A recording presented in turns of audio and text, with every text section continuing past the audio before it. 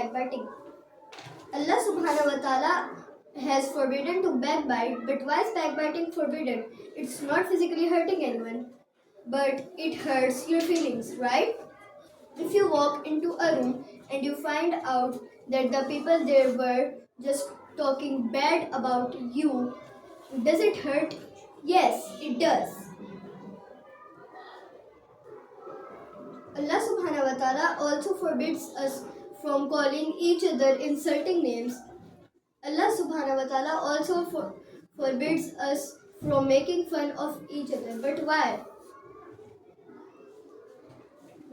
Because that hurts our feelings. And so the Sharia is there to protect us from physical harm, but to also protect us from emotional harm. Now, let me ask some questions from you all. What is backbiting? Anyone can answer. What is backbiting?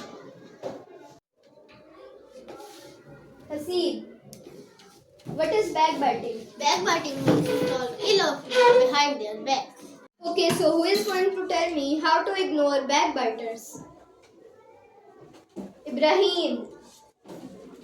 To ignore the backbiters, the best approach is to simply not engage with them, avoid gossip, maintain a positive attitude, and focus on your own actions and focus on your attitude or behavior. Thank you.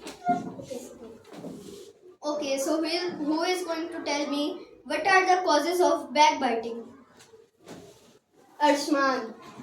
There are so many causes of backbiting, but some important causes are feeling left out or jealous, not liking someone but not knowing how to say it, wanting attentions from others, being unhappy or sad from inside, not knowing how to solve problems or conflicts. Thank you. Who is going to tell me what does Allah says in the Holy Quran?